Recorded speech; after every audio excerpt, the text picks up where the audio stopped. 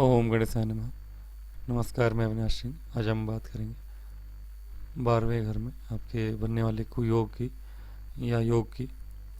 चूँकि यह त्रिक भाव है और हम कुयोगों पर चर्चा कर रहे हैं, लेकिन त्रिक भाव में बनने वाला जो कुयोग है आपका, वह एक सुयोग की तरह कार्य करता है। इसका नाम है विमल योग। सुयोग की तरह कैसे कार्य करता है? आप जानते हैं कि छठे आठवें 12वें के भाव का स्वामी छठे आठवें 12वें में ही बैठ जाए तो यह अच्छा ही योग बना देता है।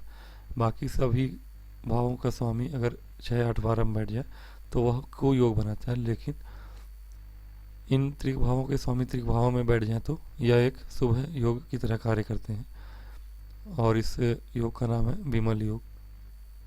तो विमल योग में जन्मा जातक अच्छा योग योग बनता कैसे है आपको पता है। अब तो अंतिम योग बता रहा हूँ मैं वीडियो में।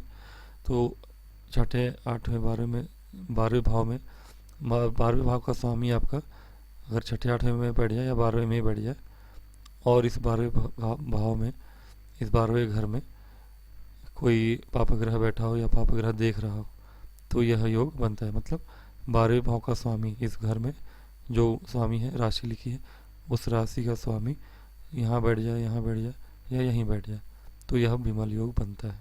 और पाप ग्रह बैठे हो इस भाव में या इसे देखते हो, ठीक है, तो यह विमल योग बनाता है। विमल योग में जन्मा जो जातक होता है वह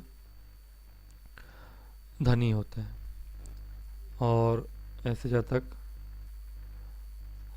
अब यह व्यय भाव है, खर्च का भाव है, जेल का भाव है, तो ऐसा जातक जो होता है कम खर्च करता है, इसका व्यय कम होता है। आमतौर पे क्या होता है, व्यय भाव में अगर कुछ हो योग बने तो वह व्यय बढ़ा देता है, लेकिन यह चूंकि कुयोग बनाता है, त्रिभाव के स्वामी त्रिभाव में हो तो सुयोग बनता है और सुयोग उल्टा काम करता है, व्यय ने कराएगा नहीं आपका, व्यय कम करता है ऐसा जातक।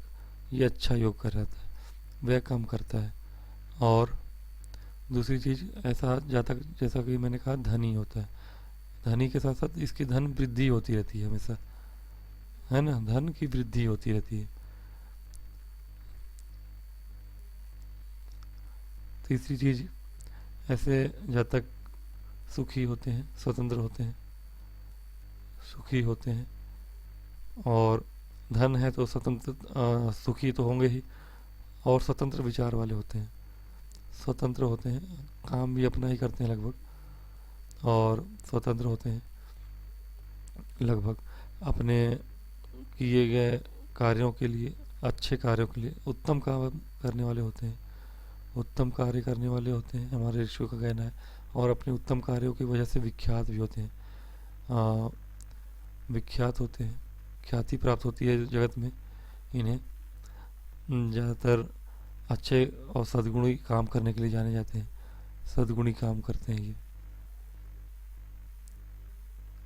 सद्गुणी काम करते हैं, सद्गुणी काम। इसके अतिरिक्त जो है, ऐसा जातक जो होता है सब व्यक्तियों से अच्छा व्यवहार करता है, अच्छा व्यवहार करता है, अच्छा आचरण व्यवहार होता है ऐसे जातक का।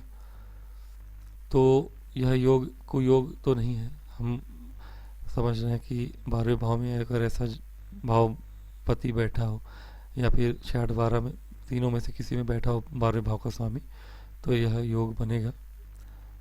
और यह योग जो है आपको ये सारी चीज़ें देता है, जहाँ तक सुखी होगा, धनी होगा, धन वृद्धि होती रहेगी, स्वतंत्र कार्य करने वाला, उत्तम कार्य करने वाला, विख्यात, व्यय कम करने वाला और सबसे अच्छा व्यवहार करने वाला, सद्गुणी काम करने वाला, ये सारी खूबियाँ ऐसे जातक में पाई जाती हैं।